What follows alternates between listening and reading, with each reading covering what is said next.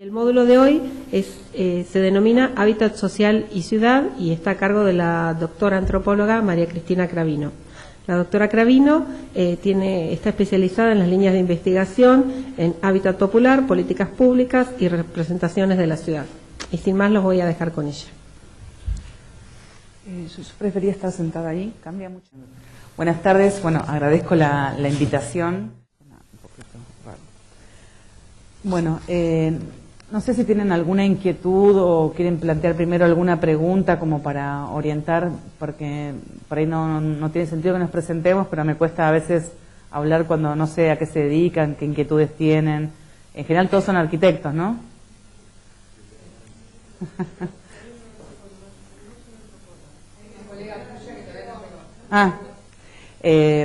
Bueno, ¿y alguna inquietud respecto al tema de conflictos urbanos? ¿Alguien le pudo leer algún texto? ¿Han leído? No. Los tienen.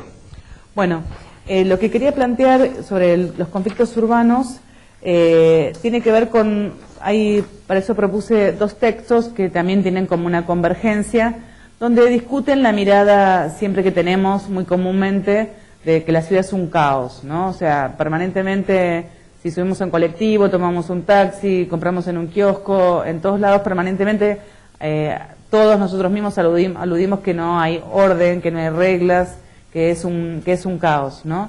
Incluso en parte de algunos textos de estos mismos autores en otros libros, bueno, ¿quién tiene una mirada general de la ciudad, ¿no? Y planteaba que en general ni siquiera a veces los mismos funcionarios públicos, sobre todo estamos hablando de ciudades metropolitanas, justo los ejemplos los dos son textos sobre México.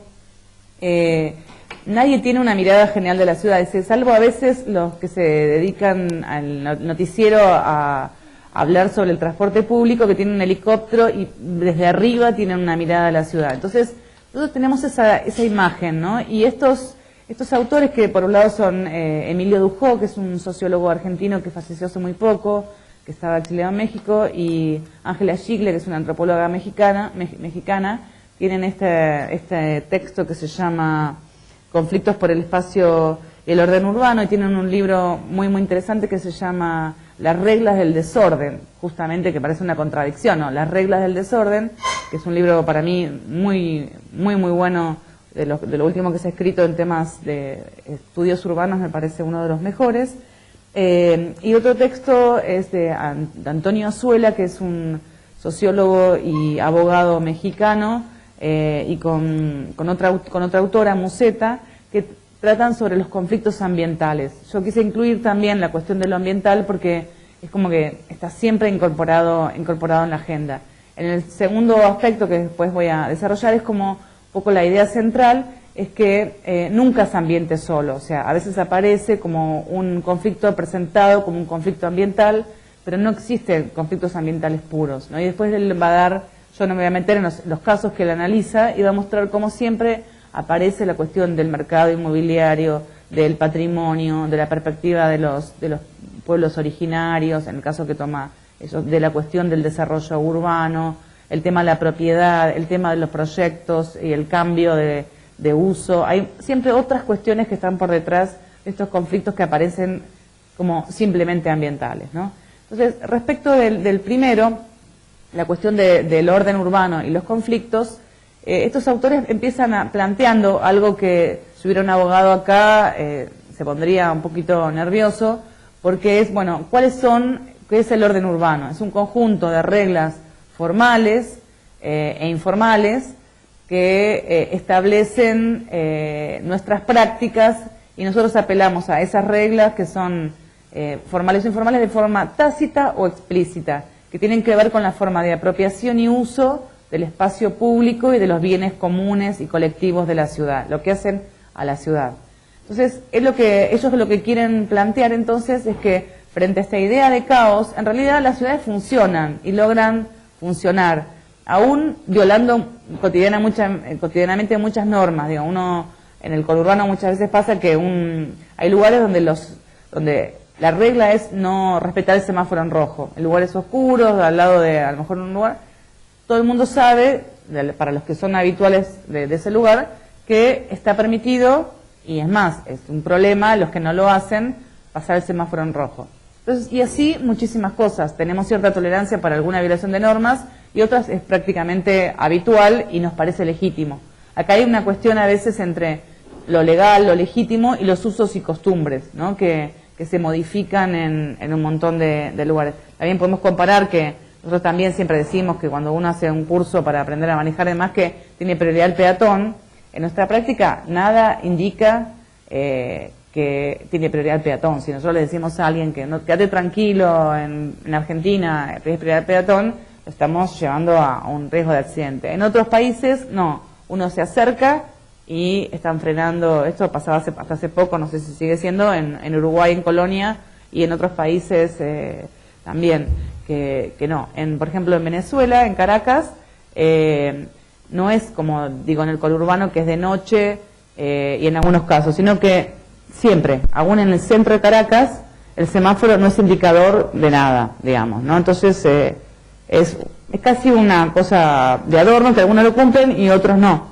Entonces, uno tiene que manejar pensando en que no se va a cumplir, ni aún en el lugar más céntrico, con más tránsito, el semáforo. Entonces, vemos cómo también las reglas informales o las costumbres de qué hacer, por ejemplo, viajar en tren. Yo durante muchos años viajaba colgada en una máquina, subía una escalerita, digamos, obviamente estaba totalmente prohibido, pero era la única forma de viajar y era todo el mundo asumido, ¿no?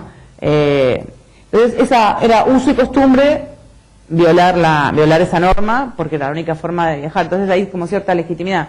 No podés viajar, bueno, subíamos en la máquina, o tenía después otro tren que era un diésel, viajaba con los huevos o con los pollitos, dependía el día, pero siempre en el furgón de carga.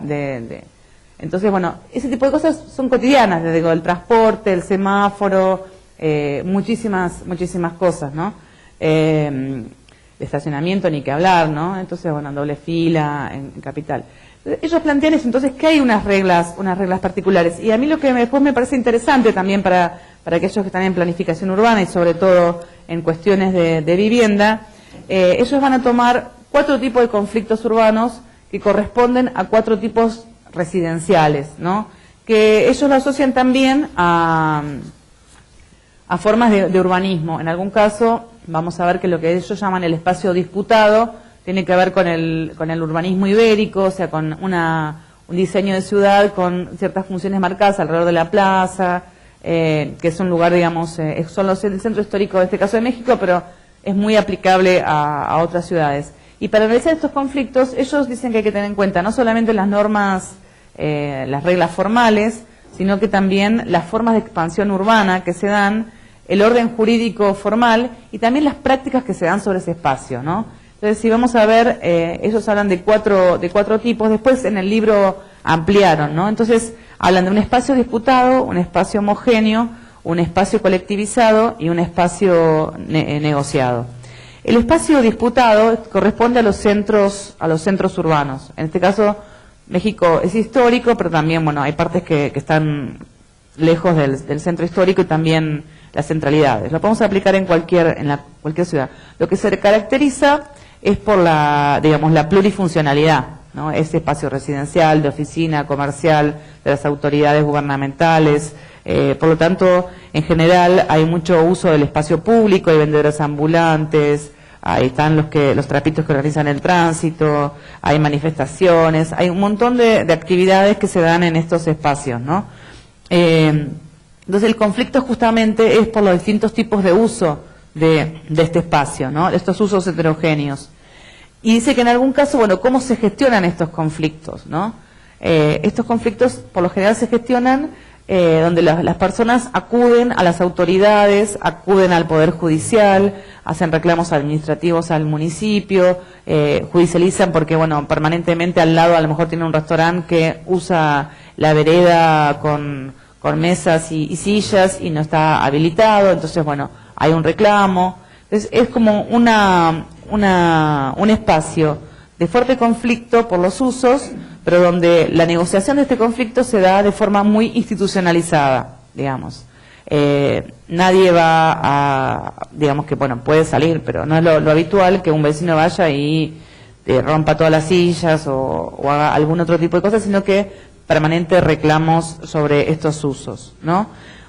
Después un espacio homogéneo que también es bastante común en nuestras ciudades, que hay un poco el paradigma sería la de la ciudad jardín, el suburbio, que se va replicando en muchas ciudades. En nuestro caso en general por medio de urbanizaciones cerradas. En el caso de México en parte sí, pero en parte digamos el modelo sería como el suburbio norteamericano, donde la idea, donde digamos lo que sucede es que es monofuncional, es un espacio residencial. Y ahí, ¿qué sucede, digamos? ¿Cuáles son los conflictos? Siempre hay como una amenaza de que este espacio lleguen iniciativas que alteren este espacio totalmente residencial, digamos. Es un espacio donde algunos van a querer poner un colegio, algún supermercado, alguna otra actividad, un cine, o bueno, u otro tipo de actividades, y donde ahí permanentemente hay una tensión para que siga siendo residencial, porque si bien hay un cine, un colegio, bueno, van a llegar gente de otros lugares, ¿no? Es decir, que es un espacio donde no hay personas externas a estos barrios, y también hay un incentivo muy fuerte a la homogenización, particularmente por el mercado, porque aquellos que urbanizaron o aquellos que organizan ese barrio, en general son lugares de alto costo, el lote y la vivienda, por lo tanto también es homogeneizado vía mercado, digamos, hay un filtro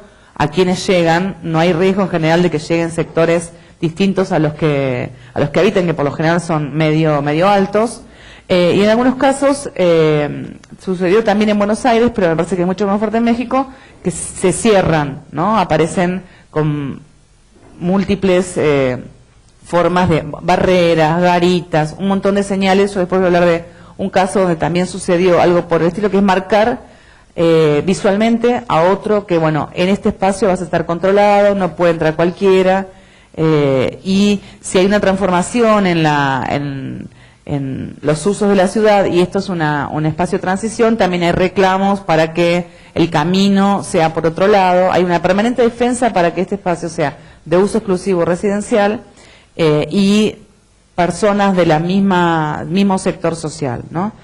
Y entonces, ¿cómo se gestionan los conflictos? Es en general es por los derechos de propiedad, digamos, ¿no? Que el mismo mercado regula estos conflictos, y a veces cerrando los barrios, y dice que en general es como una paradoja, ¿no? Porque en realidad es ilegal cerrar, y se hace buscando más seguridad y protegiéndose de la inseguridad, ¿no? En Buenos Aires hay muchos casos, cerca de la universidad donde estoy yo hay un caso, y que después a veces terminan hasta con una pared, ¿no? Un muro directamente, ¿no? Y entonces, después hay otro tipo de espacios, que después mañana vamos a hablar también de esto, que son los conjuntos habitacionales multifamiliares, ¿no? Ahí el paradigma del urbanismo es el funcionalismo, y acá dice, bueno, ¿cómo se organiza el espacio? Ellos están hablando acá de conflictos siempre por el espacio público, no están hablando de conflicto entre privados, ni conflictos internos entre vecinos, particularmente, sino sobre el espacio público. Y acá un poco, hoy veníamos conversando, en estos conjuntos hay un grave problema con el espacio que se llama espacio común, porque no es ni espacio privado ni público, está en un limbo, porque a veces se planifica como espacio privado cuando se entrega a las familias, si se termina la obra y se termina la documentación de la propiedad, se le entrega a las familias. Ustedes tienen que formar un consorcio, y a partir de ahora ustedes se ocupan del mantenimiento, del control, de todo el edificio, pero también de estos espacios, ¿no? Y vamos a ver que estos espacios en general son objeto de apropiación de los vecinos. Algunos hacen un cerquito, un jardín, un garage, ese tipo de cosas, o quién se ocupa de limpiar el parque, quién se ocupa de arbolarlo, quién se ocupa de las canillas, y uno lo ve cotidianamente, que siempre hay conflictos. El caso de Villa Soldati apareció esto también de vuelta al debate, bueno, ¿por qué la gente no se hace cargo de los conjuntos? Bueno, aparece, bueno, la gente es muy decidiosa, y en realidad lo que plantea estos autores ¿Por qué le llaman espacio colectivizado? Porque dice que es una colectivización inducida. No es que la gente decidió vivir en una forma donde la organización era el condominio, con estas personas, con este grupo, sino que en realidad fue llevada a ese lugar y obligada a conformar con un grupo de gente una asociación que sería una forma consorcial. En algunos casos, el caso de México son hasta 20.000 personas, o 20.000 familias, ¿no? Bueno, imagínense, en el caso de Villa Soldati, que vamos a hablar mañana, eran 19.000 personas. O sea, ¿qué asamblea del consorcio se puede tomar alguna decisión?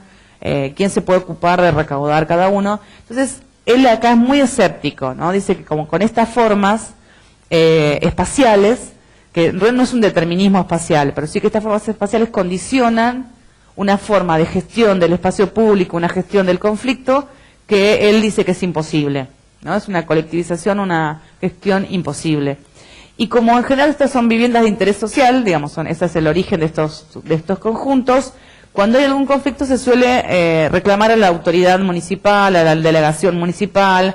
El Estado es como el intermediario de los conflictos entre los vecinos, ¿no? Aunque muchas veces el Estado, el municipio, prefiere no intervenir en los conflictos, prefiere mirar para otro lado qué está sucediendo y no interviene, ¿no? Entonces, en este caso es como que la gestión del conflicto es permanente, pero es casi imposible, ¿no? Y el otro espacio, el cuarto espacio que plantean, es el espacio que ellos llaman negociado, ¿no? Que corresponde a los barrios de surgimiento de formas populares, sobre todo asentamientos, donde el origen también implica una relación particular con el espacio público, ¿no? Porque son colonias populares, asentamientos, villas, donde comenzó sobre todo lo importante era el espacio de la vivienda, ¿no? O sea, el espacio público es como lo residual de lo que se ocupó para la vivienda. Entonces, y hay un aprovechamiento al máximo del espacio que hay, porque, bueno, digamos, no hay tanto espacio para ocupar. Entonces, lo que se va construyendo son las viviendas y después queda un camino, un pasillo como espacio público, ¿no?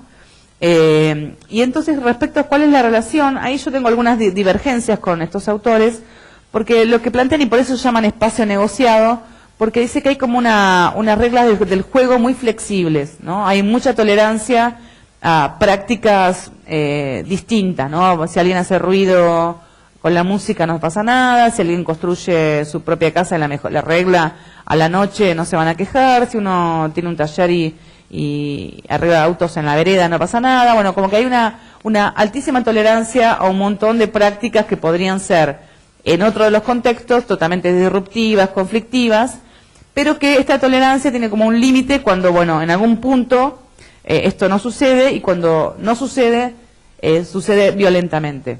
Ahí yo personalmente no comparto, porque después el ejemplo que dan es de una persona que en realidad no era era una profesional, incluso de las ciencias sociales, que no habla muy bien de ella, porque se va a vivir estos barrios, entonces se queja de una persona que tiene un limpiadero de ómnibus, creo que era, y bueno, entonces apela a como si fueran la ciudad disputada, apela al municipio, a las quejas, a ver si las oficinas de mediación, o al Poder Judicial, a las reglas que corresponden de conflicto, de gestión de conflicto de otro sector social. Entonces, bueno, esta persona terminó amenazada, golpeada, hospitalizada y demás, ¿no? Pero a mí me parece que no es un muy buen ejemplo, digamos. Mi experiencia es que en general la violencia aparece en muchos sectores, ¿no? Muchas veces en estos barrios los que son referentes, delegados, son los que median en los conflictos. Si me dicen mi experiencia en los sectores populares, ¿quién media en los conflictos? Muchas veces los delegados, los presidentes de la comisión vecinal, son los que hacen de intermediarios. Incluso a veces la policía, si también acá de vuelta, sin ningún tipo de legalidad, me tocó presenciar cuando una persona desalojaba a la otra en una villa, bueno, la policía, bueno, ¿de quién era la casa? Bueno, ¿quién vino? ¿Quién hizo? ¿Quién lo otro? Bueno, entonces le corresponde a esta persona y vos te vas y vos le pagás, o sea, permanentemente también la policía, bueno, ve que varios vecinos están discutiendo, bueno, y media. Entonces, para mí hay también mediaciones, y digo, hay ejemplos de vecinos que por una discusión de una medianera, conocimos varios en los últimos años, una medianera o porque lavaba el auto en la puerta, uno fue y sacó un arma y hirió o mató a un vecino. Entonces me parece que catalogar como la violencia en estos sectores no me parece, pero sí concuerdo en esto de que negociado, justamente me quedo más en la parte negociado que en la cuestión de la violencia, de que hay muchas reglas también acá de vuelta. A veces hay una idea que los asentamientos es un caos, digamos, es un caos, la imagen del caos en general, y también hay muchas reglas de un urbanismo tácito, hasta dónde se puede construir en el pasillo, hasta dónde no, qué se puede hacer y qué no se puede hacer, si se hace una fiesta en ciertas condiciones. Entonces me parece que hay mucha cuestión negociada, porque además también la negociación entre vecinos es fundamental, porque muchas veces el Estado no interviene, porque como no es un espacio legal, salvo que se regularice, el Estado prefiere que se negocien entre ellos. Entonces, la negociación permanente es una cuestión fundamental entre los vecinos. Entonces vemos que como la organización del espacio, que está también inspirada en una visión de la ciudad, que tiene que ver con un paradigma del urbanismo, genera formas de organización, formas de práctica, formas de reglas, que son distintas, ¿no? Entonces también cuando uno planifica la ciudad, tiene que pensar, sobre todo yo soy muy crítica de esto del espacio, de los conjuntos habitacionales, con estos espacios que no son definidos. A mí me tocó, justo ir a hacer una evaluación a un municipio que acababa de entregar un conjunto de planta baja y 3 pisos, pero eran cinco edificios distintos, ¿no? Era una relocalización de un programa de urbanización de villas, ¿no? Y había cosas muy interesantes, ¿no? Ellos tenían, digamos, al no haber hecho algo participativo, los pasillos estaban al lado de las ventanas de planta baja de los distintos edificios, ¿no? Entonces, ¿qué decían los vecinos de planta baja? Que cuando caminaban se reían y, o sea, tenían el dormitorio al lado del pasillo que pasaba la gente. ¿Por qué no hacerlo? Había un espacio de como 15 metros, ¿por qué no haber hecho el pasillo en el medio? Y después un pasillito que iba a la puerta de cada edificio, ¿no? Después habían puesto una canilla, el municipio, para que rieguen lo que supuestamente iba a ser pasto, que nunca fue, era tierra. Los mismos vecinos anularon la canilla porque los chicos jugaban en el verano, era todo un barrial y bueno, era todo un tema, ¿no? Nunca se había parquizado. Ellos, los vecinos que querían poner unas rejas, pero bueno, no llegaban a juntar el dinero para poner la reja de todo el perímetro de ese lugar.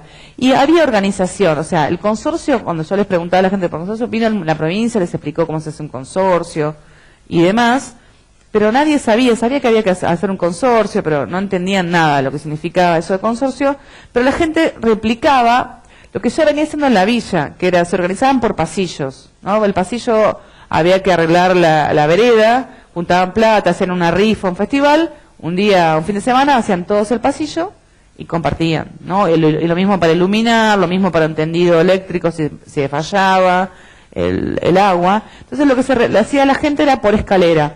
Entonces, que era muy similar a un pasillo, por escalera limpiaban la escalera, por la escalera ponían macetas y coordinaban las macetas. Bueno, en algún momento también querían poner como una reja, porque también algo típico que bueno, nosotros le anunciamos al municipio que esto era un peligro, por los del tercer piso se podían caer, bueno, de hecho se cayeron y había muchas anécdotas de un borracho que quiso entrar por la ventana y se colgó en la reja y bueno, y se cayó, pero también se caían chicos, y también una cuestión ahí con respecto a las escaleras que es muy claro, que después por ahí voy a volver al final de hoy, que es esta cuestión entre la estética y la función, ¿no? Cuando iba con los vecinos de este barrio que me mostraban que el municipio había comprado unos predios cerca para descomprimir el barrio, me mostraban un edificio y me decían, nosotros en realidad queríamos que fuera como este edificio.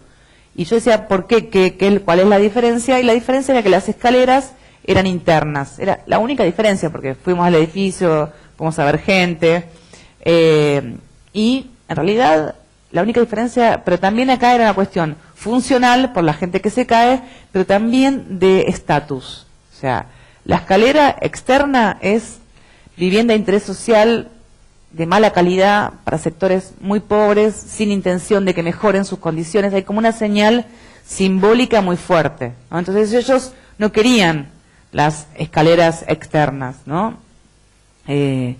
Y después también había otros casos que en la planta baja se habían organizado una parrilla, una mesa, había una recreación de una vida que no estaba contemplada en este espacio colectivizado. Entonces, es un espacio colectivizado para mí, pero con unas reglas que venían del espacio negociado. Entonces, ahí podían, que esto también depende de la escala, ¿no? Entonces cada uno se organizó por edificio, unos se pusieron en la parrilla, otros se organizaban por escalera, similar al pasillo.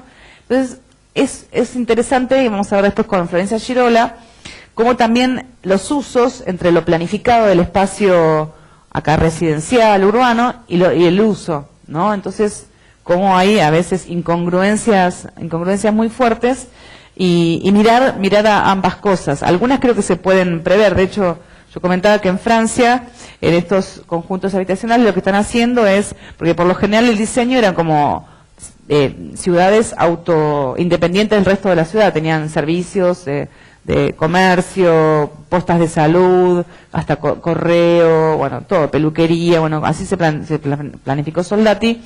Entonces lo que hacen es abrir las calles y que se convierta en realidad como si fueran edificios sueltos con la trama urbana integrada, ¿no? Y demuelen a aquellos que quedaron en el medio de la calle. Y ese espacio que queda verde es como si pasa a ser espacio público de la ciudad, y lo mantiene el Estado, ¿no? Porque digamos lo que sucede es que también a su vez en este espacio colectivizado entra a haber un montón de complejidad, incluso por las formas de tenencia, que también es muy importante,